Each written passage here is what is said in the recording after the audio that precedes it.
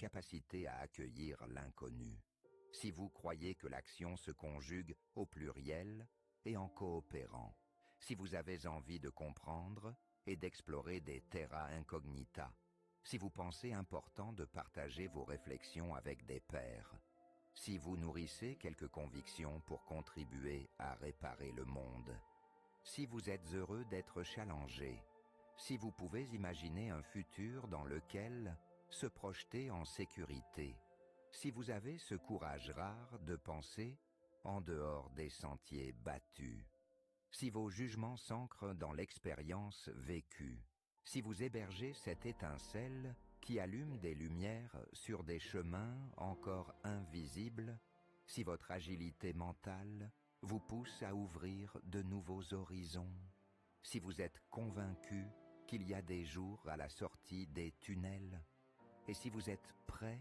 à mettre votre passion au service de grands rêves, à transformer en réalité, et que vous souscrivez à l'idée qu'une vision collective, partagée, basée sur les réflexions et les expériences de personnes engagées, motivées, enthousiastes, devient une source d'inspiration pour nous tous, alors, aujourd'hui et pendant.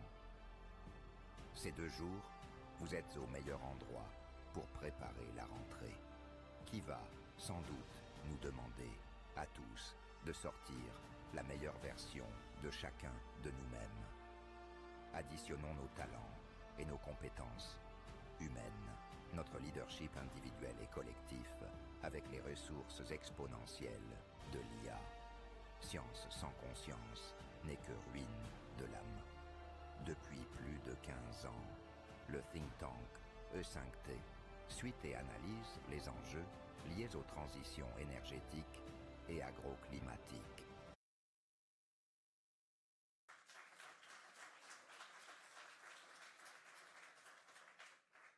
Merci alors.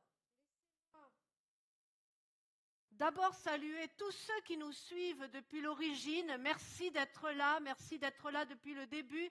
On pensait pouvoir faire plus de choses plus vite, mais le temps passe puisque l'an prochain, nous fêterons, comme vous le rappeliez Jean-François, nos 15 ans. Et je voudrais saluer ceux qui nous ont rejoints plus récemment, qui en sont à leur 2e, 3e édition. Et puis bien sûr, je voudrais accueillir tout spécialement tous ceux qui nous rejoignent pour la première fois. Levez la main, voyons que je vois. Sachez que 5T est une grande famille et je sais que vous allez trouver les meilleures façons de vous engager dans cette famille et que vous serez bien accueillis. Merci à tous d'être là. Pour ma part, vous pouvez l'imaginer, c'est toujours un grand bonheur et un grand honneur de nous retrouver, de vous retrouver tous ici à La Rochelle pour cette 13e édition. Une belle ville qui, évidemment, s'imposait, puisque quand on parle de territoire, je rappelle que 5T veut dire énergie au pluriel, bien sûr, qui inclut les énergies renouvelables, efficacité énergétique, environnement, économie et territoire, et il me semblait un peu incongru de faire un événement comme celui-ci à Paris, bien que nous ayons notre siège à Paris. Donc on est heureux d'être là, parce qu'être dans un territoire comme La Rochelle, c'est être avec des enjeux de littoral, c'est se déplacer, c'est devoir aller sur des îles. Donc tous ces sujets qui évidemment ont du sens quand on parle de climat.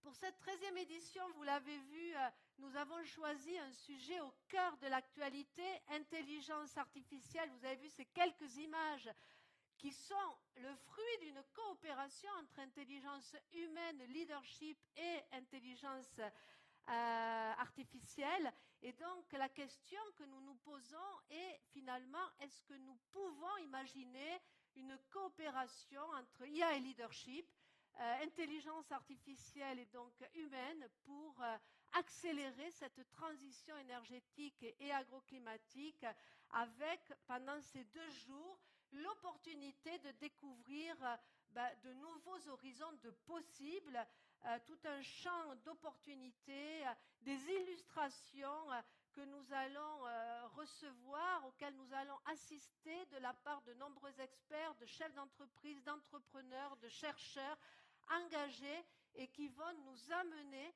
vers ce qu'il est possible d'imaginer demain, qui n'était pas imaginable hier, et on aime bien ça. On aura bien sûr aussi parmi ces experts plusieurs types de formats. On aura des stand-up, des tables rondes, vous commencez à avoir un peu l'habitude, mais on aura également un salon qui vous attend à l'entrée, des séances dédicaces avec deux auteurs notamment qui nous suivent depuis le début et je suis très heureux de voir associé à ces universités Corinne Lepage qui nous parlera des marchés du carbone, qui dédicacera son livre, et Sylviane de la Villaudière qui vient d'écrire un ouvrage sur réussir la transformation durable de son entreprise. Alors, évidemment, nous allons aussi expérimenter de nouveaux formats. On aura grand plaisir à accueillir une table ronde sur l'énergie des femmes, parce qu'on met beaucoup d'énergie pour faire en sorte que les choses changent, et vous aurez l'occasion de vous en rendre compte.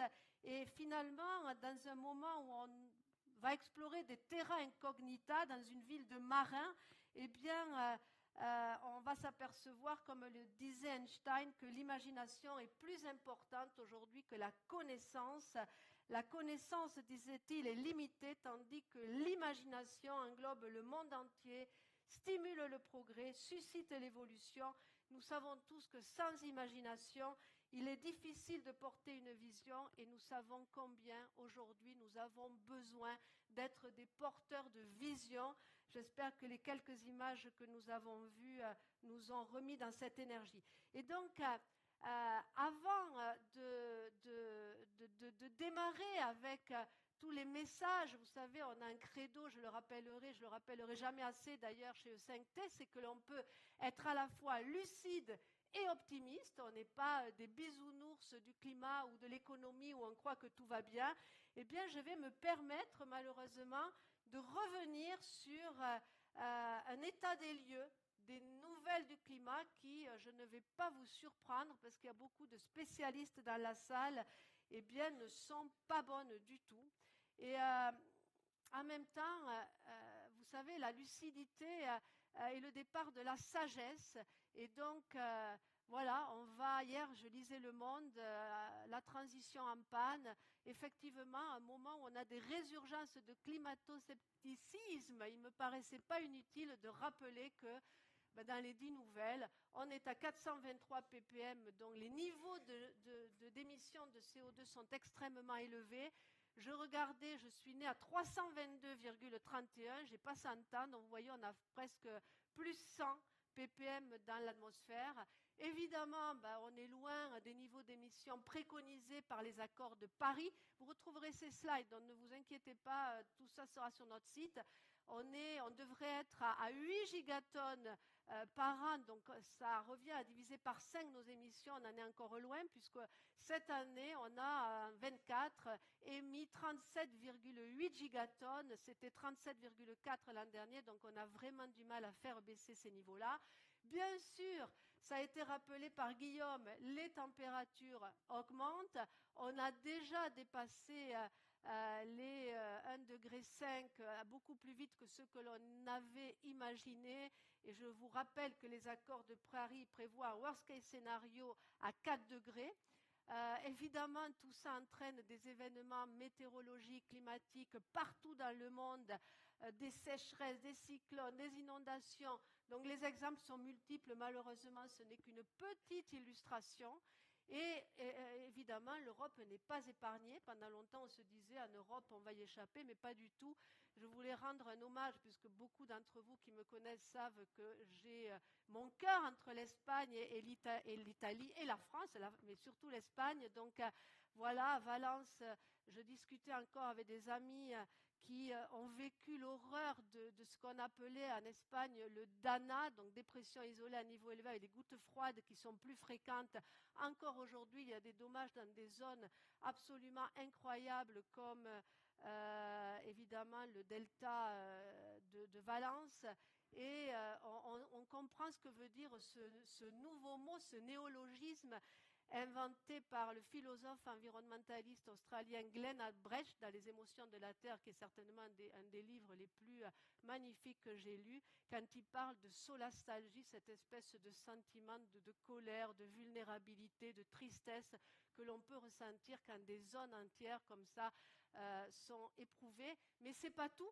En Suisse, fin mai, on a un village entier dans le Valais qui a été emporté par un glacier, donc le village de Blatten. On a des Suisses parmi nous, dont Charlotte, que l'on entendra tout à l'heure. Ben, c'est vrai que voilà, on voit ça avec des yeux un peu horrifiés. Et puis plus proche de nous, des canicules qui ont évidemment traversé l'Europe, la France.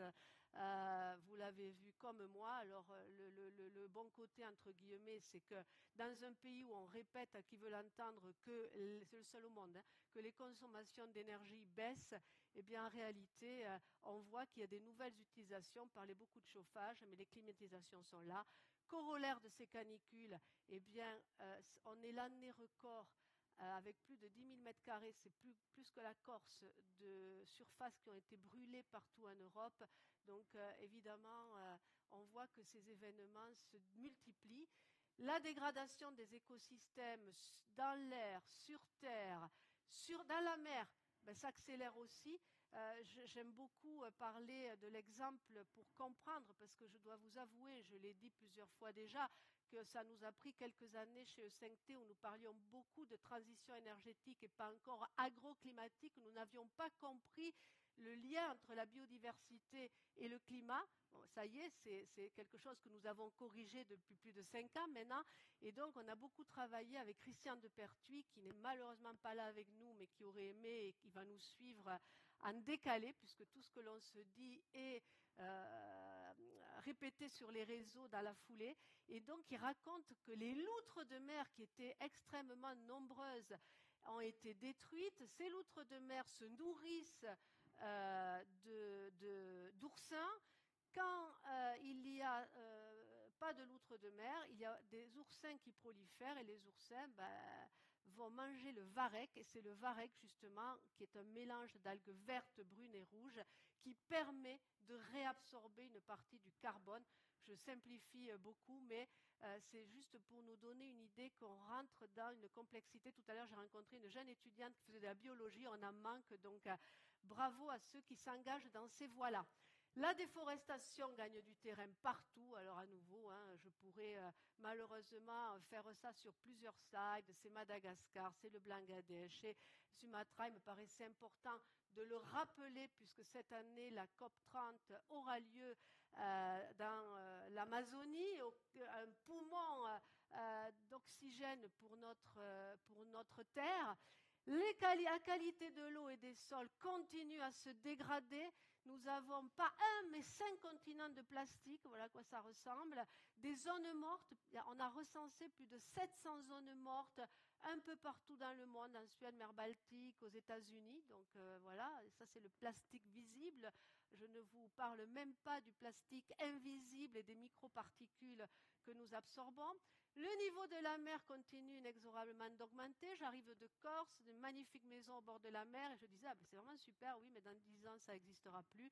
Et on est à nouveau dans une région où on se rend bien compte. L'an dernier, pour ceux qui étaient avec nous, on a visité les travaux réalisés par SPI à l'île de Ré, qu'il faut lutter en permanence contre les assauts de la mer qui veut gagner du terrain, puisque c'est aussi une des conséquences. Tout ça crée une facture climatique qui explose, donc des assureurs un peu désemparés, à tel point que on compte depuis 2022 270 milliards de dollars de dégâts. On a estimé pour 2024 plus de 300 milliards de dollars. Ça, c'est pour ceux qui pensent que ce n'est pas une option d'investir dans la transition énergétique. Et puis, on voit que les primes d'assurance, et notamment la surprime liée au CatNat, les catastrophes naturelles dont on parle en France, a augmenté quand il est encore possible d'assurer, puisque vous avez vu que le débat d'inassurabilité commence à gagner en disant est-ce qu'on pourra continuer à assurer finalement des maisons en zone inondable. Donc c'est plus que préoccupant. il y a aussi des coûts indirects. On a beaucoup vu dans les journaux une étude d'Allianz sur l'impact des canicules. Depuis le 1er mai, ils ont évalué que ça représenterait 9 milliards d'euros. Donc quand on cherche des milliards d'euros partout, tout ça est important. Et 0,3% du PIB avec des impacts partout dans la restauration. On voit la fréquentation des restaurants baisser. En agriculture, évidemment, on a besoin de plus d'eau. Les pâturages sont grillés dès juillet. Il y a moins de production. On doit adapter les horaires de travail dans le bâtiment. Dans les infrastructures, on voit des déformations de rails, donc des retards. On a même vu ces derniers jours un avion de la ligne British Airways de Florence à Londres, puisqu'à Florence, il y a un tout petit aéroport, débarquer 20 passagers, puisque quand il faut plus chaud, on n'utilise plus de carburant et évidemment, le poids compte. Donc, cette étude évalue qu'entre 2015 et 2020, on aurait déjà atteint, à cause des canicules, 22 à 37 milliards d'euros.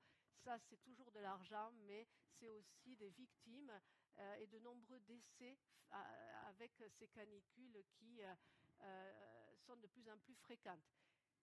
Les discussions internationales après 2 COP dans des pays pétroliers, que je ne critique pas, puisque j'ai toujours dit que je peux trouver ça important que les pays pétroliers d'hier investissent dans la transition énergétique. Mais l'an dernier, nous avons quand même eu Bakou, qui était un grand moment d'anthologie avec Ilham Aliyev, le président azéri, qui déclarait que le pétrole et le gaz sont un cadeau de Dieu, donc on se demande pourquoi on fait des COP pour avoir des moments aussi inopportuns. Et donc on attend tous avec attention la COP 30. On parlait il y a quelques mois dans notre événement en Italie avec l'ambassadeur du Brésil en Italie qui nous expliquait que, évidemment, ce n'est pas si facile que ça d'avoir ces discussions dans le contexte actuel. Un contexte, et j'en terminerai avec ça, qui est évidemment celui d'une crise géopolitique mondiale avec notre Trump, qui, dès le lendemain de sa nomination, a signé pour la 2e fois un retrait des accords de Paris. Il n'est pas sorti des conventions pour le climat. Et c'est étonnant parce que même les patrons d'Exxon disaient, avant qu'il ne soit élu, mais non, mais ne quittez pas les accords. Bon, en tout cas, ce qui est sûr, c'est que nous, en Europe, qui étions leaders, nous avons Madame van der Leyen, en décembre 2019, qui a dit le pacte vert, l'Europe sera le premier continent carbone neutre, donc zéro carbone, à l'horizon 2050. Eh bien, on est un peu à un moment où on est secoué. Et évidemment, pour enfoncer le clou, vous avez tous assisté. Moi, j'étais sur une plage en train de regarder les négociations où on s'engageait quand même à acheter 250 millions de dollars de produits américains, gaz GNL, donc plus cher. Là, ce n'est pas moi, c'est un prof de Dauphine qui a fait ses calculs. Ça vaut autour de 200 $, 200 € la mégawattheure contre 25 à 50 € sur le marché. Je vous laisse vous-même juger. Et évidemment, plus polluant puisque gazéifier, liquéfier, regazéifier le gaz suppose plus de CO2 et les lois, omnibus, etc. qui arrivent. Donc on est dans un moment de grande perplexité sur ce qu'il peut arriver et je nous vois nombreux parce que face à la perplexité, eh bien, il y a l'action, d'autant que je regarde tous les ans, enfin, là après j'aurais fini, j'aurais plombé le moral, mais je vous garantis que sur les 2 jours à venir, je vais vous démontrer qu'on peut être lucide et optimiste.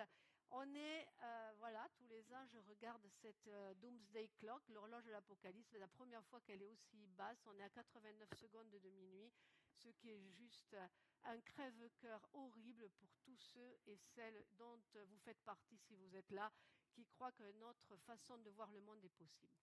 Alors évidemment, ça ne va pas nous étonner, on se rend compte que les jeunes sont anxieux, on comprend, il n'y a pas que eux d'ailleurs. On a cofinancé cette année avec l'ADEME et l'Observatoire de l'éco-anxiété en France un rapport qui d'ailleurs est vraiment à lire parce qu'on s'aperçoit que, et c'est là qu'on comprend pourquoi il y a le mot leadership dans cette présentation sur ces 2 jours, dans le thème qu'on a choisi, eh bien, au milieu de la difficulté se trouve l'opportunité. C'est pour ça qu'on est là.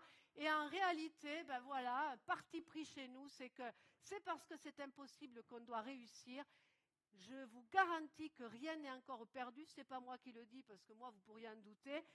Mais des gens comme Antonio Guterres, il est temps d'agir. Il n'est pas trop tard. Il faut le faire sans tarder, de façon massive. Quel que soit le contexte politique, géopolitique, tout passe. 2050 donne un cap.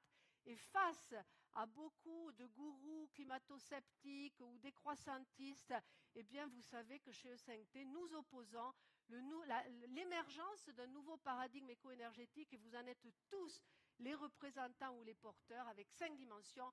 Première conviction, c'est que l'on peut découpler la croissance de la consommation des énergies fossiles. Il y a plein de solutions pour ça que je ne vais pas développer, mais qu'on verra au cours de ces 2 jours, et on donnera des exemples. Évidemment, on doit aujourd'hui penser économie circulaire et régénérative. Troisième dimension, eh bien, travailler dans des dimensions territoriales et des logiques locales. Et l'innovation et la recherche accélérée par l'IA doivent permettre de pouvoir penser un monde sous une 5e dimension qui est extrêmement importante de leadership, parce que, évidemment, ça demande des ajustements, des réflexions. Et c'est pour ça que je suis d'autant plus grave mais heureuse que vous soyez tous là, parce que ça veut dire qu'il y a des gens prêts à réfléchir. Je vous en remercie infiniment. Et puis, vous savez, le monde, ce n'est pas la France, c'est beaucoup plus vaste, et il a pris la logique du net zéro. On a même vu, et j'ai des témoins dans la salle, l'Arabie Saoudite nous expliquait qu'il deviendrait un leader, il y a quelques semaines ou quelques mois, en matière d'énergie renouvelable. On a vu évidemment la Chine qui a annoncé qu'à 2060, il serait carbone neutre. L'Inde à 2070, alors on voit toujours des trucs en disant « Ah oui, mais on en doute ». Certes, mais en attendant, il y a des vraies actions avec un monde où les besoins en énergie explosent. Du fait du développement économique et de la population, on a réduit le nombre de personnes qui n'ont pas accès à l'énergie. Mais Patricia, qui est la présidente de Women for Africa, sait que malheureusement en Afrique subsaharienne, on a 80% des 685 millions de personnes qui vivent encore sans électricité. Mais bien sûr, arrive aussi l'IA qui est très énergétivore et qui utilise aussi beaucoup d'eau.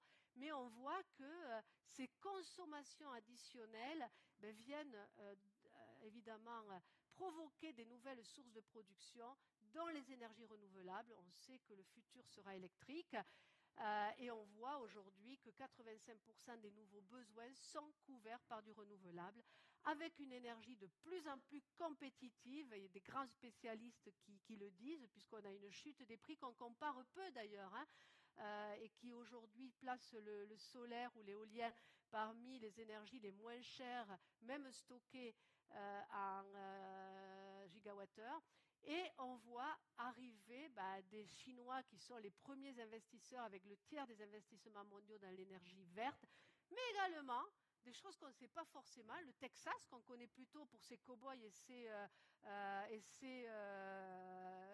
son pétrole, devenir champion avant la Californie dans la production d'énergie verte. Donc je veux vous dire, c'est bien de se remettre à niveau tous les ans et plus souvent si on peut, parce que le monde bouge très très vite. Et on sait, nous chez E5T, à la veille de fêter nos 15 ans, que les solutions existent, elles se multiplient, elles accélèrent, je ne vais pas toutes les citer, on a beaucoup de travaux qui montrent ça, et d'ailleurs l'année dernière notre thème était l'innovation, donc vous aurez tous reçu le livre d'actes de ces sujets pour découvrir ce qu'on peut imaginer, ce qui nous engage bien sûr chez E5T à continuer à tracer notre chemin et à encourager surtout les jeunes à qui, je veux seulement dire, je viens du pétrole et du gaz, donc je ne vais pas vous le cacher, qu'on a fait le mieux qu'on pouvait quand on était dans le moment où nous étions. Malheureusement, les choses sont allées plus vite que nous l'avions imaginé. Eh bien, aujourd'hui, tisser des liens avec tous ceux et celles qui ont le pouvoir de changer les choses localement, à plus grande échelle, avec des sponsors de plus en plus nombreux que je voudrais vraiment remercier pour leur soutien. Et les leaders pour la planète, combien sont dans la salle? Voyons, levez la main. Donc on a des leaders pour la planète qui, je le sais, bravo à vous, et s'aiment dans leur entreprise avec des initiatives à un moment où le monde a de plus en plus besoin de leaders qui savent ce qu'est l'inclusion, qui savent ce qu'est être compétent et pouvoir changer la donne. Nous aurons, en plus de nos soutiens dans la salle Sud-Ouest, Oui Demain et TV Terre parmi nous. Et je pense que pendant ces 2 jours, eh bien, nous allons apprendre, partager, créer, comprendre, parce qu'au fond de nous, il y a des leaders pour la planète. Voilà quelques illustrations de ce que nous avons fait dans l'année. Nous avons eu la chance d'accueillir Ravi Najou, qui a repris une partie du livre que nous avons, qui a cité dans son livre Économie frugale des passages de notre livre Régénération. Nous sommes avec nos travaux dans le livre de 5e des étudiants de nos écoles. Donc, on vient de sortir, c'est une première aussi, et Diana m'a demandé de le rappeler, le premier manga par un jeune garçon qui a fait un stage remarquable chez nous. En attendant un livre qui sortira dans les prochaines semaines sur relations internationales, 10 ans entre la COP 21 de 2015 et la COP qui aura lieu à Belém, comment se sont déroulées toutes ces discussions géoclimatico-politiques. Je vous invite à faire le tour des stands et je vous souhaite de très très belles universités. Un grand merci d'être là pendant ces 2 jours. Merci à tous. Cette rencontre est le fruit d'une alliance unique entre l'intelligence humaine et l'intelligence artificielle. Aujourd'hui, ici à La Rochelle, nous ouvrons ensemble un espace d'inspiration et d'action. Un moment privilégié pour préparer l'avenir et révéler la meilleure version de chacun de nous. Rabelais nous rappelait déjà, science sans conscience n'est que ruine de l'âme. Ces paroles traversent les siècles et nous invitent à donner du sens à nos savoirs, à nos innovations, à nos engagements. Depuis plus de 15 ans, le think tank E5T éclaire les grands enjeux des transitions énergétiques et agroclimatiques. Aujourd'hui, pour cette 13e édition, nous poursuivons cette aventure collective avec une conviction profonde. Ensemble, nous pouvons construire un monde plus durable, plus juste et plus humain.